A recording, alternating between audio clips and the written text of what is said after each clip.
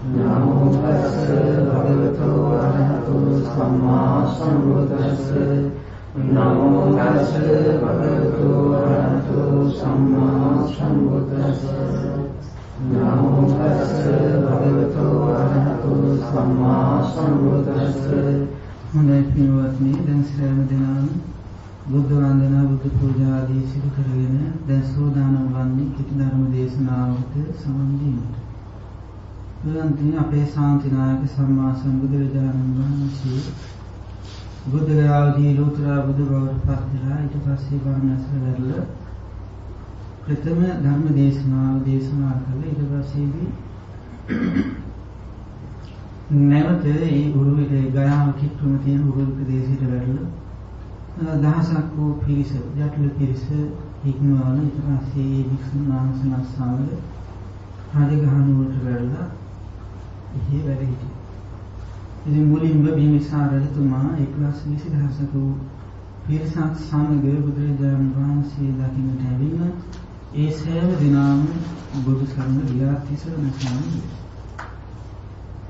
ඉතින් රජගහනුවර හිටිය 80 කෝටියක් ධනෙ තුමාදන සිටුවේකු විසාක කියන ඒ සිටුවරයා ওই පිරිස අතරේ හිටියා. ඉතින් 1,20,000ක් ওই පිරිස අතරින් දසදහසක පිරිසක් තිසරණ සරණ ගියා පමණයි. ඊටිරි පිරිස සෝවාන් මාර්ගයෙන් නිර්වාණ ධර්මය අවබෝධ කරගත්ත බිම්බිසාර රජතුමා දරා. ඉතින් මේ පිරිසේ හිටිය විසාක උපාසකතුමා ඒ සිටුවරයා බුදුරජාණන් වහන්සේගේ ප්‍රථම ඒ දේශනාව අහලා සෝවාන් මාර්ගයෙන් නිර්වාණ ධර්මය අවබෝධ කරගෙන හිටියා. ඊට පසු අවස්ථාවකදී නැවත බුදුරජාණන් වහන්සේගෙන් බණ අහලා සකදාගාමී මාර්ගයේ නිර්වාණ ධර්ම අවබෝධ කරගත්තා. ඊට පසු අවස්ථාවකදී නැවත බුදුරජාණන් වහන්සේගෙන් බණ අහලා අනාගාමී මාර්ගයේ නිර්වාණ ධර්ම අවබෝධ කරගත්තා. දැන් උපාසක භවයේ පිහිටියා වගේ නෙවෙයි සෝවාන් වුණාම ඊට වඩා විශේෂිත වූ ගුණයන්ගෙන් යුක්තයි ආරයන් වහන්සේ. ඊළඟට සෝවාන් වුණා වගේ නෙවෙයි සකදාගාමී මාර්ගයෙන් නිර්වාණ ධර්මය අවබෝධ කරගත්තාම ඊටත් වඩා වෙනස්ම වූ ගුණයන්ගෙන් යුක්ත පුද්ගලයෙක් බවට පත් වෙනවා.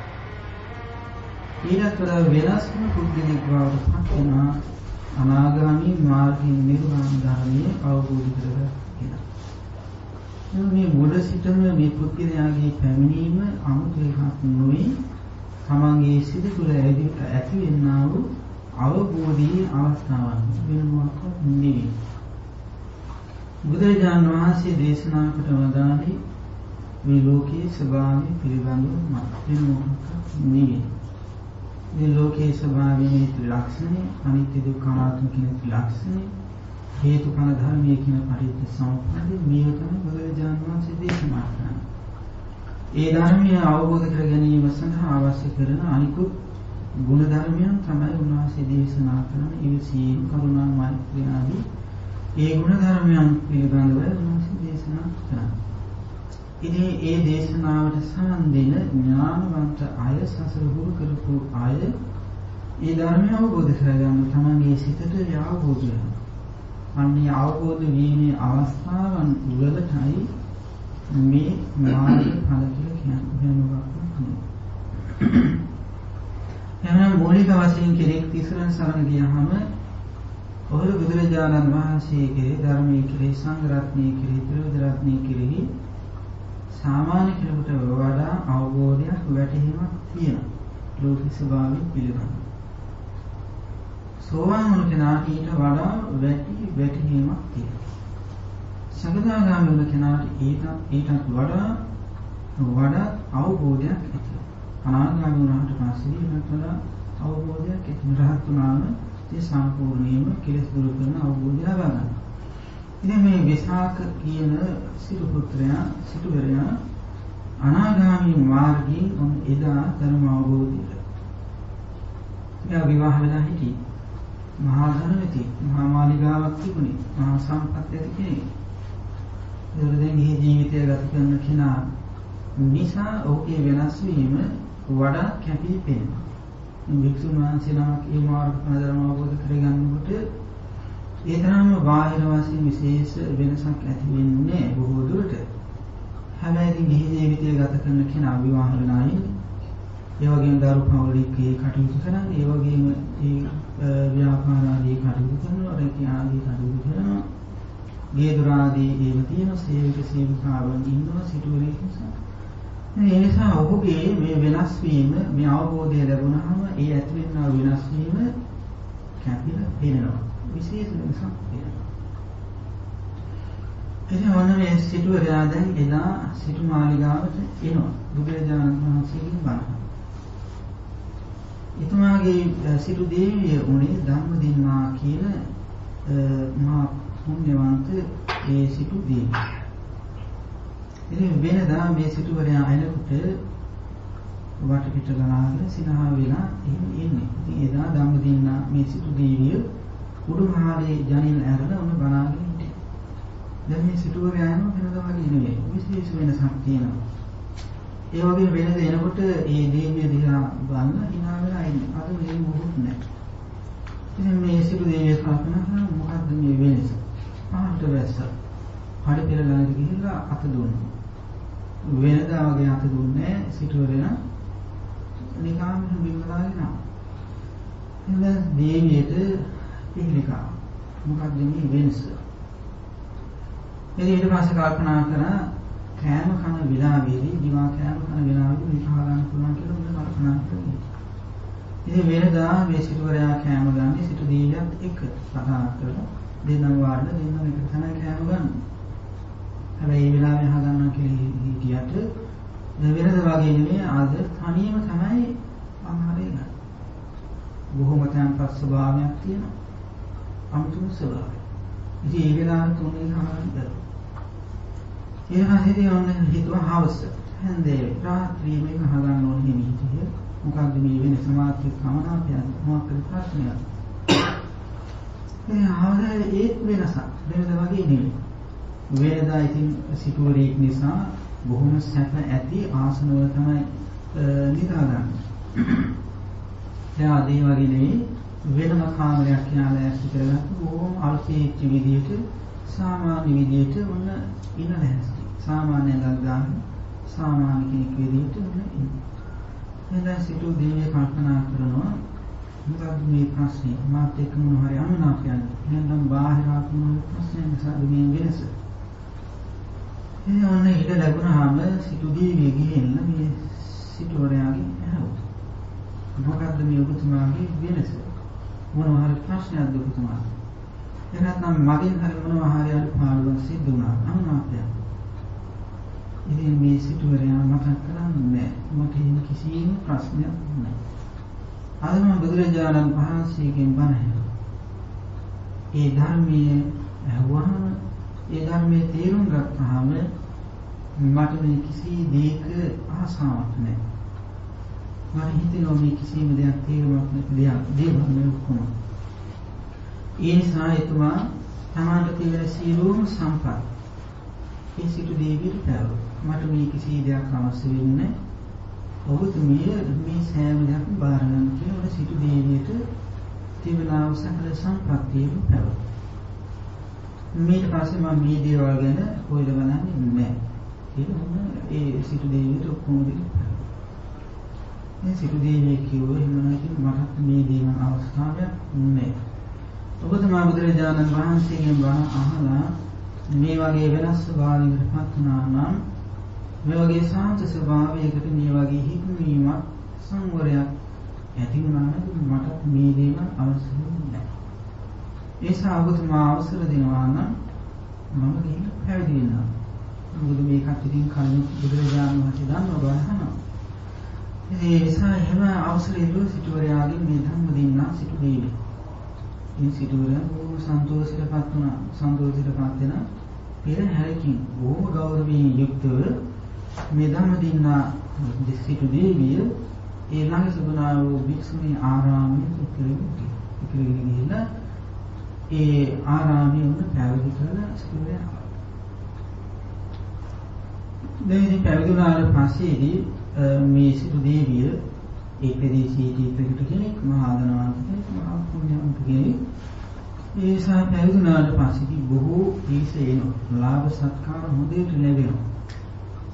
හැබැයි මේ ලාභ සත්කාර මේ පිරිස ඥාති හිතින් තුරුත් ඒ ආවටින් කියලා දෙක හනවල ඒ නිසා ඉතින් මේක හරිය පරිබෝධයක් නිසා භාවනා කටයුතු කරගන්නට ඒ ප්‍රදේශය අතරල වෙනත් ප්‍රදේශයකට ගිහිල්ලා ඉතා ඉක්මනින්ම භාවනා කරන ධර්ම අවබෝධයෙන් ලබන රහත් භාවයට පත් වෙනවා. ඊට පස්සේදී ඒ භික්ෂුණීන් වහන්සේ කල්පනා කළා මේ ප්‍රදේශේ ඉන්නවට වඩා රජගහනුවර ප්‍රදේශයටම මම ගියොත් මගේ ඥාතීන්ටත් මේ ධර්මීය කියලා දෙන්න පුළුවන්. මේ ධර්ම රසය ලබා දෙන්න පුළුවන්. මේ ධර්ම ආලෝකය ලබා දෙන්න පුළුවන්. එහෙම කල්පනා කරන රජගහනුවරට ආවම රජගහනුවරට වැටලා මේ භික්ෂුණීන් වහන්සේ ආරාමයේ ඉන්නවා. අර සිටුවරයාට ආරංචි වුණා මේ භික්ෂුණීන් වහන්සේ ආවා. ඒ විසාක සිටුවරයා වුණා. ගිහිල්ලා භික්ෂුණීන් වහන්සේලා වන්දනා කරනවා.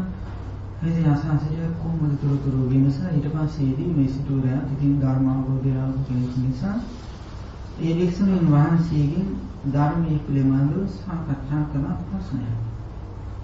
ඉතින් මේ භික්ෂුණීන් වහන්සේ රහත් මිහිඳුන් වහන්සේ නමුත් ඒ සිටුවරයා අනාගාමී කෙනෙක්. ඒ සායනාගාමී මාර්ගයෙන් නිර්වාණ ධර්මය අවබෝධ ලැබුව කෙනාට වඩා විශේෂිත අවබෝධයක් රහත් වුණාට පස්සේ උන්වහන්සේට ලැබෙනවා. ඒ නිසා සිටුවරයාට බොහෝ පැහැදිලි ලෙස දක්ෂ ලෙස අහපු ප්‍රශ්න සියල්ලට මේ භික්ෂුන් වහන්සේ ඒ ප්‍රශ්න විසඳුවා. ධර්මයේ දේශනා කළා. අවසානයේදී මේ භික්ෂුන් වහන්සේ මතක් කළා ඔබතුමාගේ බුදුරජාණන් වහන්සේගෙන් මේ කාරණා මෙහෙම අහන්න කියලා. ඉතින් විසාක සිටුවරයා බුදුරජාණන් වහන්සේලාට ගිහිල්ලා වන්දනා කරන ඒ ධම්මදින්නා භික්ෂුණීන් වහන්සේ සමග සිදුනා සීලුම සාකච්ඡාව බුදුරජාණන් වහන්සේ. ඉතින් බුදුරජාණන් වහන්සේ විසාක සිටුවරයා මතක් කළා සිටුවතුමනි ඔය ප්‍රශ්න ටික මගෙන් ඇහුවා ඔය විදිහටම තමයි මම පිළිතුරු දෙන්නේ. කියලා ඒ ධම්මදින්නා භික්ෂුණීන් වහන්සේගේ නාමය පිළිබඳව වර්ණනා කරන අවසානයේදී ඒ සිටුවරයා බුදුරජාණන් වහන්සේ දේශනා කළා පාදක දුන්න සිටුතුමනි යම් කිසි කෙනෙක් අතීතී අනාගතී වර්තමානයේ යම් කිසි දෙයක් පවතිනවාද ඒ පවතිනා වූ මේ තුන් කාලේ පවතිනා වූ මේ කිසිම දෙයක් කට ආශා කරන්නේ නැත්නම් මේ හැම දෙයක් කෙරෙහිම තිබෙනා වූ ආශාව දුරු කරනවා තණ්හාව දුරු කරනවා මම ඒ පුද්ගලයාට බ්‍රාහ්මණය කියනවා උන්දී ඒ රහතන් වහන්සේ බ්‍රාහ්මණෙක් වශයෙන් හඳුන්වන බුදුරජාණන් වහන්සේ සිටුවරයාට ධර්ම දේශනා. ඉතින් පසු කාලීනව මේ ධම්මදින්නා භික්ෂුණීන් වහන්සේ ධර්ම දේශනාවට අතිදක්ෂයි. ඒ නිසා ධර්ම කතික භික්ෂුණීන් වහන්සේලා අතරින් අග්‍රස්ථාන කනසුළු බුදුරජාණන් වහන්සේලා. මේ ධම්මදින්නා භික්ෂුණීන් වහන්සේ මේ ධර්ම මාර්ගයේ ගමන් කරන්න පටන් ගත්තේ මේ ජීවිතයේ පටන් ගන්න එකක් නෙමෙයි. මේ බුද්ධ ශාසනයේදී නිර්වාණ ධර්මය අවබෝධ කරගත් සෑම දිනම භික්ෂුණී උපාසක උපාසිකායේ සෑම දිනම අතීත බුද්ධ ශාසනවලදී මොනියම් හෝ ආකාරයකින් පුණ්‍ය කර්මයක් සිදු කරලා එතනින් තමයි පටන් ගන්න මේ නිර්වාණ ධර්ම. එහෙම ආපු අය තමයි අපේ මේ බුද්ධ ශාසනයේදී සමහරව පැවිදි වෙලා මේ ධර්ම අවබෝධ කරගත්තා. සමහරව ගිහි ජීවිතයේ ඉන්නෙම මේ ධර්මයේ අවබෝධ කරගන්නවා. ඉතින් මේ ධම්මදින්නා භික්ෂුණීන් වහන්සේ මේට කල්පනා ලක්ෂයකට පෙර ලෝකේ පහළ වුණා වූ පදුමුත්තර බුදුරජාණන් වහන්සේගේ ශාසනය තමයි ආරම්භ කළේ. කලින් මේ සසරේ ඕනාතරම් ජීවිත ලැබුවා, මනුෂ්‍ය ජීවිත ලැබුවා, දිව්‍ය ජීවිත ලැබුවා. හැබැයි මේ බුද්ධ ශාසනයක් පිළිපද කර ගනිමින් මේ නිර්වාණ මාර්ගයට යොමුනේ කල්පනාක්ෂයක විදිහට. පදුමුත්තර බුදුරජාණන් වහන්සේගේ ශාසනය. හැබැයි ඒ බුද්ධ ශාසනය පවතින කාලයේදී මේ ධම්මදින්නා භික්ෂුන් වහන්සේ අසරණ කෙනෙක්, දුක්පත් කෙනෙක් 16ක් වශයෙන් තමයි ජීවත් වෙන්නේ. බොහොම අසරණ දුක්ඛිත ලෙස අනුන්ට බැල මෙහෙය කරලා තමයි ජීවත් වෙන්නේ. බොහොම ලස්සන කිස් කමක් තිබුණා. ඉතින් දිනක් ඒ බුද්ධ ශාසනයේ අග්‍ර ශ්‍රාවකයන් වහන්සේට මේ තරුණිය තමන්ගේ වටිනා ලස්සන කොණ්ඩේ කකුලේ විකුණන, මොකද වෙන මුදල් නැහැ, දාන ආදී පුණ්‍ය කටයුතු කරන්න අසරණ කෙනෙක්. ඒ නිසා ඒ ලස්සන කොණ්ඩේ කකුලේ විකුණන ඒගෙන් ලැබුණා වූ මුදලින් තමයි ඒ අග්‍ර ශ්‍රාවකයන් වහන්සේට බොහොම ශ්‍රද්ධාවෙන් ගෞරවයෙන් යුක්තව දාන ශාස්ත්‍ර පූජා. ඒ දාන පූජා ප්‍රාර්ථනාවකුත් සිද්ධ කරන ඒ ප්‍රාර්ථනා තමයි මේ සසර ගමනේදී මෙවන් දුක්ඛ ජීවිතයක් නොලැබේවා. මාතු බුද්ධ ශාසනයේදී මේ නිර්වාණ ධර්මය මට අවබෝධ කරගන්නට ලැබේවා. ඒ වගේම ධර්ම කතික දේශනෙන් වහන්සේලා අතරින් අග්‍රස්ථානයේ ලැබේවා කියන මෙවැනි ප්‍රාර්ථනා ඇතිව තමයි මේ කටයුතු යෙදෙන්නේ. ඉතින් ඔය විදිහට මේ කටයුතු වල යෙදিলা එතනින් පටන් ගත්ත එක කල්පනාක්ෂයක් අපේ බුදුරජාණන් වහන්සේගේ ශාසනය දක්වාම දාන ආදී පුණ්‍ය කටයුතු වල යෙදෙමින් දිව්‍යමය වූ මනුෂ්‍යමය වූ ජීවිතන් ලැබෙමින් මාරුට මේ විදිහට පාරමී ධර්මයන් සම්පූර්ණ කරගෙන මේ ගුණ ධර්මයන් දියුණු කරගෙන මේ ඥානය දියුණු කරගෙන පැමිණිලා මේ බුද්ධ ශාසනයේදී මේ බලාපොරොත්තු සඵල කර ගැනීමට හැකියාව ලැබුණා. මේ පින්වත්නි මේ ලෝතර බුදුරජාණන් වහන්සේගේ ධර්මය එක පිරිසකට වෙන්නා වූ එකක් නෙවෙයි. බුදුරජාණන් වහන්සේට පමණක් වූ එකක් නෙවෙයි. මේ ධර්මය ඕනෑම කෙනෙකුට සම්දානයි. ඒ ධර්මය ඕනෑම කෙනෙකුට අවබෝධ කර ගැනීමේ හැකියාව තියෙනවා. කුඩා දරුවෙකුට, මහලු වයසේ ගත කරන කෙනෙකුට, දුක්පත් කෙනෙකුට, පොහොසත් කෙනෙකුට, උගත් කෙනෙකුට, නුගත් කෙනෙකුට, මිනිසෙකුට, දෙවියෙකුට, බ්‍රහ්මයෙකුට මේ ධර්මය අනුගමනය කරන්නේ නම් ඔහුට ඒ ධර්ම රසය ලැබෙනවා. ඒ ධර්මයේ පිළිතුර ලැබෙනවා. ඒ ධර්ම අවබෝධය ලැබෙනවා. ධර්මාලෝකේ පහළ වෙනවා. ඒකයි මේ ධර්මයේ ස්වභාවය. ඒකට හේතුව තමයි මේ ධර්මයේ කියලා කියන්නේ වෙන මොකක්වත් මේ ලෝකයේ තිබෙනා වූ ස්වභාවය. බුදුරජාණන් වහන්සේ දේශනා කරන ලක්ෂණය හැම දෙයකම ඇතිවීම නැතිවීම. ඒ වගේම හේතුඵල ධර්මතාවය. චතුරාර්ය සත්‍ය ධර්මයේ මේකයි දේශනා. ඊමනම් කුඩා වාසිය ගත කරන කෙනෙක් නමුත් මේ ධර්මයේ සිට යොමු කරන්නේ නම් ඒ ධර්ම රසය ලැබෙනවා. ඒ වගේම තරුණ වාසිය කෙනෙක් වුණත් ඒ ධර්මයේ සිට යොමු කරන්නේ නම් ඒ ධර්ම රසය ධර්ම අවබෝධය ලැබෙනවා. මහලු වාසිය කෙනෙක් නම් කාන්තාවක් නම් පිරිමියෙක් නම් දෙවියෙක් නම් බ්‍රහ්මයෙක් නම් මිනිසෙක් නම් මේ ධර්මයේ සිට යොමු කරන්නේ නම් ඔහුට ඒකාන්තයෙන්ම ඒ ධර්මයේ රසය ලැබෙනවා. ලෝකයේ තියෙන රස විවිධ රසයන් තියෙනවා. මේ ලෝකයේ තම කැමති ප්‍රේමනාත වූ ලෝකයේ තියෙන සෑම රසයක්ම පරදා යන උතුම් රසය බවට පත් වෙන්නේ ධර්ම රසය. සම්බ රසං ධම්ම රසං දිනාති බුදුරජාණන් වහන්සේ දේශනා. ඒ ධර්ම රසය අපිට ලැබෙන්නේ ධර්මයේ සිට යොමු කොට ඒ ධර්මයේ තමන්ගේ සිතට වැටෙන්න ගන්නටයි ඒ ධර්මයේ රසයක් හැටියට තමන්ට මෙන්න මේ කියන රසයෙන් යුක්ත අපේ ශාන්තිනායක සම්මා සම්බුදුරජාණන් වහන්සේ දේශනා කොට වදාළ ධර්මය. ඒ ධම්ම රසය ලැබුණ කෙනා මෙලව ආධ්‍යාත්මික සැනසීමට පත් වෙනවා, සුවය ලබා ගන්නවා. සතර පාදයෙන් මිදුණු කෙනෙක් බවට පත් වෙනවා. සංසාර දුකින් මිදුණු කෙනෙක් බවට පත් වෙනවා.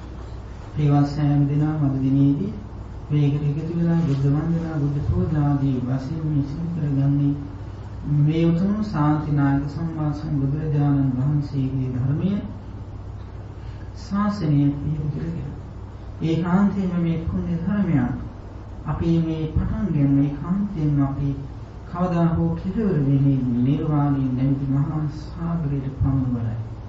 ඒ තරම් ගුණයකින් මේ ධර්මයේ යුක්තයි. පින්වත් සෑම දිනම ඒකට එකතු වෙලා අදිනේ දෙතුමා පහන් සෝනිගම පූජාවන් සකස් කරගෙන ඇවිල්ලා බුදුගුණ සිහිපත් කරගනිමින් මේ වතන් පත් කරන බුදුගුණ සිහිපත් කරගනිමින් සීලයක පිහිටාගෙන බුදුගුණ සිහිපත් කරමින්ම ඒ බුදුරජාණන් වහන්සේ කෙරෙහි තිබෙන ගෞරවයේ විශ්වාසය පිළිදෙලකොටගෙන මේ බුද්ධ වන්දනා බුද්ධ පූජාවන් සිදු කරගත්තා. අද දිනේදී මේ දායකත්වයේ දාන්නේ මීගේ කීසීසු රාමහතයා ඇතුළු දෙපාර්ශ්වයේ මීගේ දෙමෝපියන් හා සියලුම මීගේ සහෝදර සහෝදරියන් ඥාතීන් සිල් දිනාර්ථින් කරවින්ට මෙම ආරාමයේ වැඩ සිටින ස්වාමීන් වහන්සේලාට මේ සියලුකින් අත්මත් වේවා. මෙම වර පූජාට සහභාගී වූ සියලු දෙනාට දරුවන් මුණුපුරු මිනිපිරියන්ට උදව් කළ සියලු දෙනාට මේ පින් බලෙන් මේ ගෞතම බුද්ධ ශාසනයේදී චතුරාර්ය සත්‍ය අවබෝධ වේවා කියන ප්‍රාර්ථන ඉන්දිය සිල්වා මහත්මිය විසින් තමයි ඒ නායකත්වයේ දරලා තියෙන මේ පූජාව සඳහා අපේ සිත ගාවචරයේ තුන්දර යොමු කරමින් බුද්ධ පූජා බුද්ධ වන්දනා ආදී වශයෙන් මේ සිදු කරගත් සියලු පුණ්‍ය ධර්ම පණවටක නම් මේ පරිලෝක ස්වයං බලාපොරොත්තු සිටින සියලු ඥාතීන් අනුමෝදන් කරමු. මේ පින් ලැබෙන ඒ සියලු ඥාතීන් දුකින් සැපතරපත් වේවා, සතුටින් සැපතරපත් වේවා, අමා මහ නිවන් පිණිස පවතිවා කියන ප්‍රාර්ථනාවෙන් සාදු කියලා පින් අනුමෝදන් කරනවා. ඒ වගේම පින්ගම සියලු දිව්‍ය මණ්ඩලයට මේ පින් අනුමෝදන් කරමු. මේ පින් ලැබෙන දිව්‍යයන්ගේ දිව්‍ය ආශීර්වාද වර්ධනය කරගනිත්වා. ඒ දිව්‍යයන්ගේ ආශිර්වාදයේ රැකවරණය නිරතුරු මේ පින් තුනලා සම්සාදිතවා. ඒ දිව්‍යයන්ට ගමා මහ නිවන් පිණිස පවතිවා කියන ප්‍රාර්ථනාවෙන් සාදු කියලා පින් අනුමෝදන් කරනවා. ඒ වගේම ප්‍රධාන දායකත්වයේ දරණී පින්තුන් ඇතුළු මේ සහභාගී වුණා වූ ලොකුඩා සෑම දිනාගේම ජීවිතවලට මේවට නොයෙක් ආහාර වලින් උදව්පකාර කරන සෑම දිනාගේම ජීවිතවලට පින්තුනාගේ අනිකුත් ඥාති හිත මිතුරන් අසන වාසී සෑම දිනාගේම ජීවිතවලට මේ උතුම් පුණ්‍ය ධර්මයන්ගේ බලයෙන් තුනුරුවන්ගේ අසීමිත ගුණ ශක්තියන්ගේ බලයෙන් සාන්තිය හඳුසරසේවා. තමන් කරන රැකී ආරක්ෂා වෙදෙනදාම ආදී සියලු කටයුතු සර්ව ප්‍රකාරයෙන් දීමෙන් දීමටපත් වේවා. අධ්‍යාපන කටයුතු ලැබෙන දූ දරුවන්ගේ අධ්‍යාපන කටයුතු බලාපොරොත්තු පරිදි දීමෙන් දීමටපත් වේවා. සෑම දිනාගේම සිතට තුන් ප්‍රාර්ථනාවන් මුදුන්පත් වේවා. සෑම දිනම නිරතුරුව නිරුක්ති වේවා, නිරෝගී වේවා, සුවපත් වේවා. සෑම දිනාම කෙලවර සියලු ජාති ආදී දුක් දුරු කරන උතුම් අමාම නිවනින් සැනසීම පිණිස මේ පින් හේතු වේවා කියන ප්‍රාර්ථනාවෙන් සාදු කියලා පින් අනුමෝදන් කරනවා. කියන ඥාති දෙවියන්ට පින් අනුමෝදන් කරනවා. ඉදම් මේ ඥාතිරං හෝතු සුඛිතා හොන්තු ඥාතයෝ. ඉදම් මේ ඥාතිරං හෝතු සුඛිතා හොන්තු ඥාතයෝ.